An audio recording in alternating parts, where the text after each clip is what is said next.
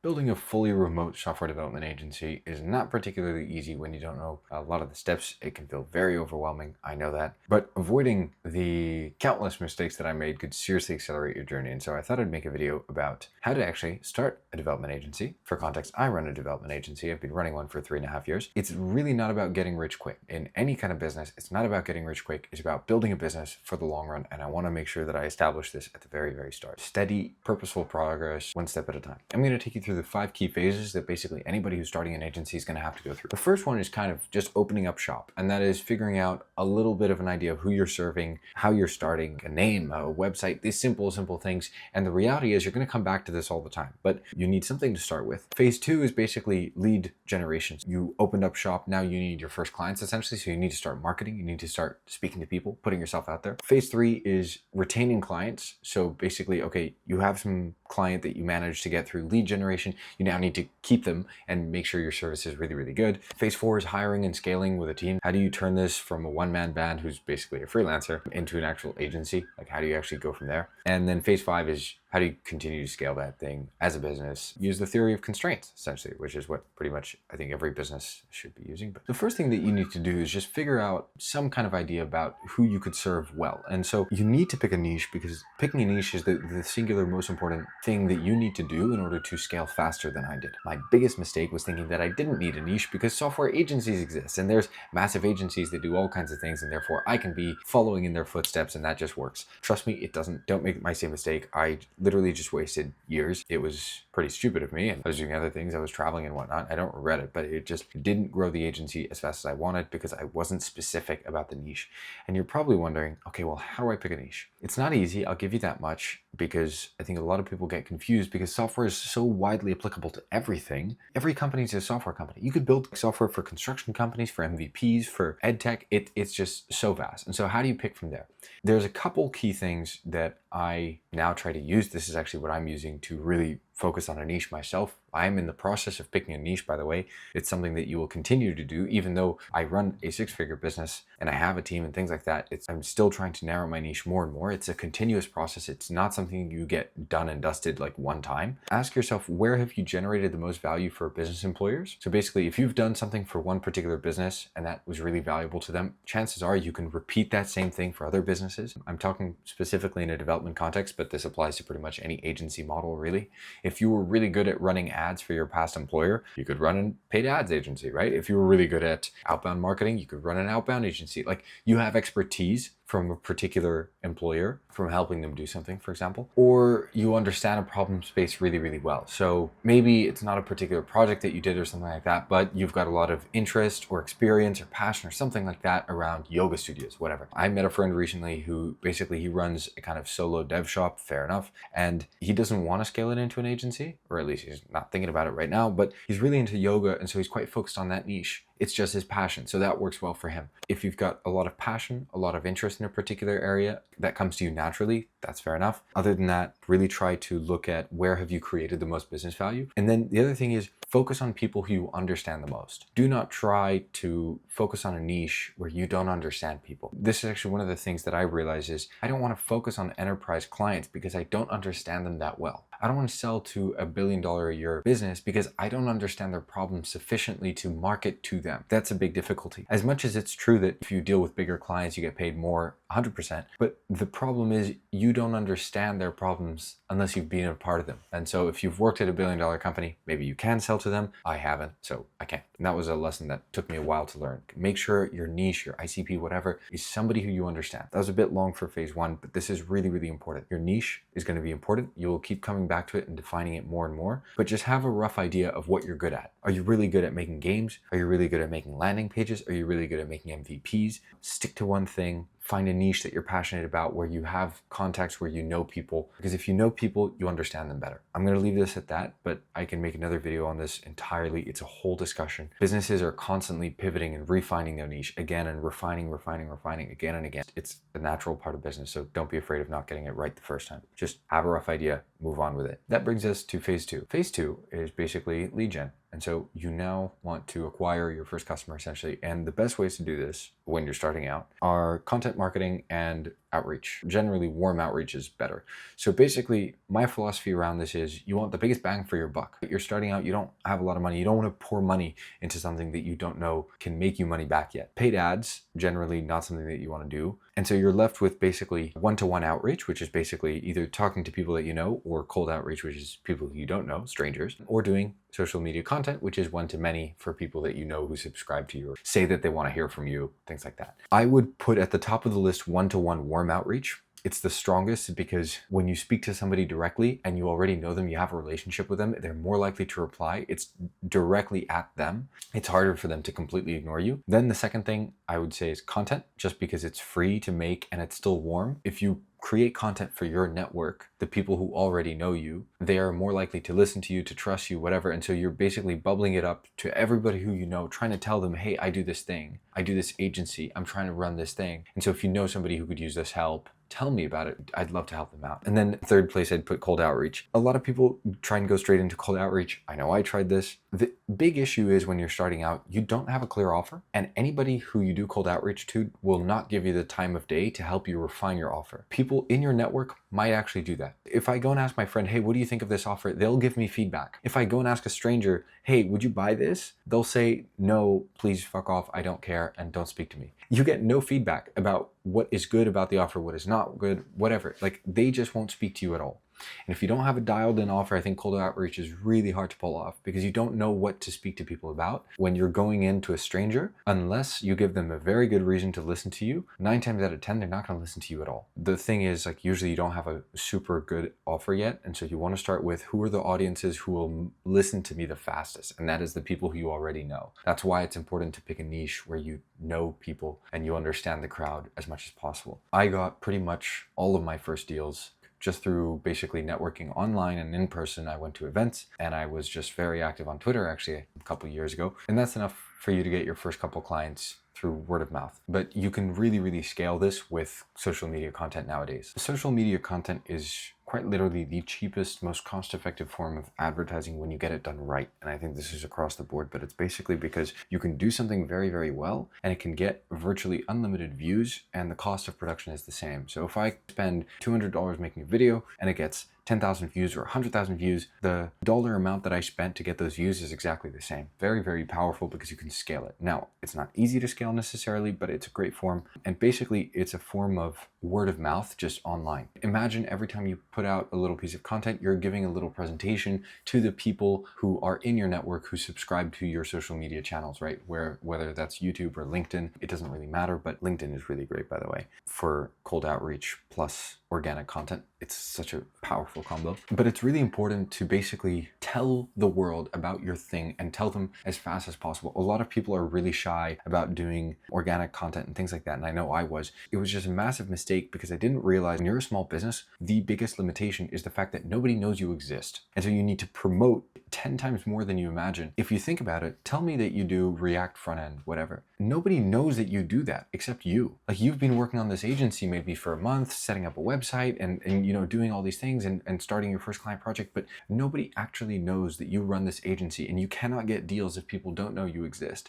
And so you need to basically tell more humans that your company does this thing. The reality is, when I really sat down and I thought, how many people could I name right now that could tell you what I do? The answer, especially when I started marketing, was really bad. It was like 20 people could actually explain what I do or knew what I do as a business. And so that was a big limitation for me. Basically, the reason why I didn't scale past a couple 6 figures was because I wasn't telling people enough about my stuff. I got referrals and some word of mouth, but it wasn't nearly enough. And you need to tell people. Nobody knows you exist. Get over yourself. Get out into the world. I wish I could tell myself this stuff like 3 years ago. So pick a niche. Don't ignore that. Promote, because nobody knows you exist. Nobody cares. And so if you want to get more business, you need to tell more people that you exist. And I'm talking about your business. And then phase 3. This is the first time that I actually think I did something right, even though at the start I obviously made loads of mistakes. But basically, you want to keep your clients for a really long time. That can make you a lot of money. My first ever deal was worth about 7 grand USD, 11,000 Singapore dollars. My most recent deals have been worth about 100 grand each, the last 2. Most of the deals nowadays are in the multi 5 figures, right? So they're anywhere from 20, 30 grand to 50, 60, 70, and touching on 100 grand sometimes. the way I did this was basically by figuring out how to retain clients. And the way you retain clients is you just do a really, really good job. A really good job doesn't come from better code exclusively. It comes from better communication and transparency, and basically just treating your clients as good as you possibly can. Trying to be very open about your limitations, about what you need from them, what they need from you, what they should expect from you, and what happens when you make a mistake, because mistakes do happen. There is no good communication unless it is over communication. This is a philosophy that I basically learned the hard way, but when I started, my communication was all over the place. I basically texted clients on WhatsApp. I didn't really update them except when they asked me. And overall, as a client experience, it was really, really bad. And so you can imagine nobody really stuck around. Not for long anyway. And they did a project or two. And I was nice. And obviously we got on, but like there wasn't any good reason to continue. As projects got bigger, the requirements and complexity grew, and I realized communication is one of the most important things, because when you hire an agency, and I've hired agencies, it really sucks when you have no idea what's going on. And so put yourself in their shoes. They are giving you a bunch of money. They're giving you thousands of dollars, and you don't even tell them what's going on. They're going to get stressed. They're not going to like that experience. Humans hate uncertainty. Reduce that uncertainty and you create a better client experience. Better client experience means they stay for longer because they trust you. And when they trust you, you become the person who they go to whenever they need anything for tech. And that is very, very powerful when you get in the right position for the right type of person. When you help the right companies, they will come back to you over and over again because they need tech help continuously, right? Increasing this client lifetime value can be a really massive lever on growth, because you don't spend any more money to acquire customers. You just make the customers you already have worth more. And the communication side of things, you don't need to spend a lot of time on or a lot of money on. It just goes a really, really long way to take good care of your clients. And I say communication, but I also should mention this is about taking care of your clients in a holistic way, which includes going to them sometimes and saying, hey, listen, I fucked up. I'm sorry. This is delayed, and that's because of us. And so I will give you 2 weeks of free development because it's on us or whatever. Those 2 weeks hurt. They hurt you. But at the end of the day, if it's your fault, you should own up to it. Take responsibility for things. Like seriously, the money you lose in the short term is not worth the reputation you lose if you try to keep that money and whatever. Try to act responsibly, and imagine you were the client. You were your own client. Would you really hate you, or would you really enjoy working with yourself? All right, and that brings us into phase 4, and that is hiring. So how do you go from a one-man band into bringing people on? A couple common questions here are, how do I hire people? The people I hire kind of suck, like they don't do a good job. I'm a control freak. How do I do this thing? At what point do I hire? Basically, like when should I start hiring? Things like that. Now, I'm going to answer these 2 questions. Feel free to comment any more, and I will make a whole video on hiring if you want. Answer to the first question, oh, these people are terrible and I'm the best and nobody does it like I do. Not true, unless you're the absolute best in the world, which if you're watching this, that's really cool. But most people aren't. I know I'm not. And so you can absolutely find people who are better than you. Generally, you just have to look very hard and pay enough, right? Like if you go out with a $500 a month salary, you are not going to get very good people. It is too low of a salary to get enough range, right? I know that when I first hired, one of the mistakes I made is I tried to hire very, very quickly, and I didn't have money to hire good people, so I hired crap people. I hired crap engineers who worked substandard. They were sub to my standards. They were a lot worse than I was, and they didn't know what details and good looked like. And so that was really frustrating. I paid them. They gave me work that was terrible. I had to fix the work, which caused delays for the clients, and the clients weren't happy. It was just a complete mess. Hire people who are good enough. If you can't find somebody good enough, charge more and do more work until you have the money to hire somebody who's good enough. There's always somebody who's good enough, like out there. You just need to look harder if you haven't found them. Good talent is hard to find, not impossible. It takes time, but 100%, I guarantee you, there is somebody out there who's good enough for the job. You are not alone as, the single most talented developer ever. If you are, that's totally cool. The other question is, when do I hire? Should I hire now? Should I hire later? At what point? This is really a personal decision. I've spoken about this in another video, but in short, there's 2 main paths to kind of scale: the businessman route and the craftsman route. Essentially, the craftsmen get very, very good at whatever they do. So they run a kind of 1-man or 2-man agency or something, and they just get really, really, really good at whatever their field of specialty is, and they stay a 1-man band. There are advantages, disadvantages. It's totally fine either way, but basically you just charge more and more. So when you have too many clients, you raise your prices. Whenever there's too much demand and not enough supply, price goes up, and you just continue to do that. And you don't necessarily have to hire. That's a very stress-free life, by the way, because you get paid really, really well, and you don't have to deal with headache of having other engineers and dealing with people and all that stuff. But obviously, you have to keep finding clients for yourself, and you will have to stay in the code. And that's something that some people really, really love. On the other hand, you can scale through the kind of business route, which is scale with headcount and hire. And this is really personal preference. In my opinion, you should never start hiring until you can afford the engineers that you need. That is the baseline. So basically, like, don't hire people who are terrible, and if you're going to have to fix their work anyway, because at that point you're paying to fix people's work. Not great. And the second consideration is, it just depends on your risk tolerance. So do you want to make a lot of money and really have a lot of margin before you start hiring and really focus on scaling the business? Or do you want to run with more risk but also be able to scale a little bit faster? If you hire people, you are able to scale faster because you have more hands on deck, right? You can get more stuff done.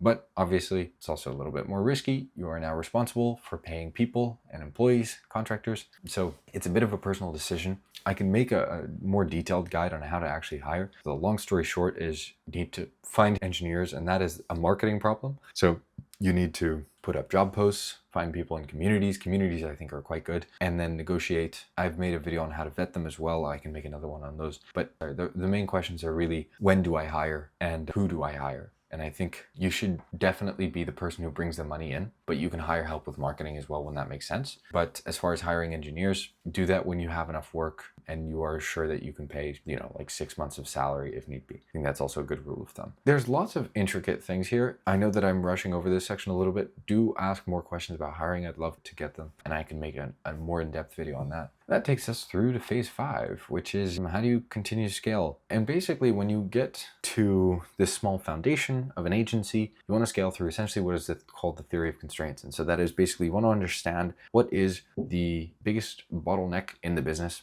Is it marketing, as in you don't have enough leads? Is it sales, as in you don't close enough of those leads? So you have people coming in, but you don't close them. Is it fulfillment issue? Basically, do clients come in and then they leave immediately? Is it team issues? Things like that. The way I like to do this is pick kind of 3 to 4 key business areas. So I'm talking, let's say, client acquisition, client results, and team performance, examples, and then 3 to 5 key business metrics within each of those. So for client acquisition, we might look at sales calls per month, the close rate, and the show rate, right? And so you're going to build yourself a little dashboard of 10 to 20 metrics. Very quickly on that dashboard, you'll be able to tell what is the biggest bottleneck in the business. If you close 80% of your clients stay for 9 to 15 months, your team is doing very well, but you get 1 lead every 2 months, clearly that's the issue. And so that data will very, very, very quickly tell you what you need to focus on. If you are not getting enough leads, then you have a marketing problem. I will also caveat this by saying, one slightly less obvious problem that is very, very common is an offer problem, a niche problem. And I think this is often conflated with a marketing problem. So sometimes people don't get enough leads and they're like, why don't I get enough leads? You need to do more marketing usually, first of all, but also sometimes it's a messaging problem, right? So you need to get clear about what you do, who you offer it to. I know that for me, this has been a journey, one that I'm still very much currently on, but getting very, very specific about our messaging, about what we do, to the point where people can easily understand it. This is often a big limitation in terms of like getting leads. You don't need to do paid ads or whatever. You need to find an offer that resonates. One marketing channel is usually enough for you to get plenty of leads. So it's usually not a question of, oh, I need to start doing cold outreach and warm outreach and content and paid ads and everything. Do one of those really, really well, and it can get you plenty of leads. I know this just from secondhand, kind of like seeing people who have done it very, very well. I think warm content is probably the best because it's the most cost effective. Like, it's just ridiculously cheap attention, and you want the most underpriced source of attention because you don't have a lot of resources and you want to get the most attention for those limited resources. And right now that is in content, but you need to communicate something that people understand what you do. And if you just say software development, it's way too vague. Figure out a niche. Think of those 5 phases that I gave you as kind of layers. You stack one on top of the other. You don't move and leave the other one behind. You start with the niche, but it's this base layer that you will continue to work on. And then you go into lead gen, and it's another layer that you keep working on. And then you go into communication, it's another layer that you keep working on. Like, you never stop doing the phases before. You just add new things on top that you have to take care of. And it gets more complicated. And that's why they say business is hard. I'm going to leave this video at that. I hope this guide is useful. It's a little bit of a crash course, but everything that I told you has the very high level steps on how to go from 1 to 10 in a software development agency. Everything here has that I can make a more detailed video on each of these phases. Tell me which one you'd like to see first, but fundamentally there isn't much more that you need. I know that some people like a little bit of extra help, a little bit of extra accountability and things like that. I know that that can definitely be helpful, but information-wise, I think this is pretty much everything that you need to know. To summarize and keep it very, very short, pick a niche, figure out what you're good at, start generating leads by promoting as much as you can. Nobody knows that you exist. Get over yourself, promote, promote, promote, and promote some more. Phase 3, start actually caring about clients and doing a really, really good job for them. Speak to them, care for them, act like they're your friends because they should be your friends. Make friends out of them. Phase 4, start hiring. Turn your one-man band into an actual agency. Bring on a couple people, couple engineers, just make your first hires, and then look at the data to tell you what you need to do next. And this is enough to get you to a pretty decent size. So that's a wrap.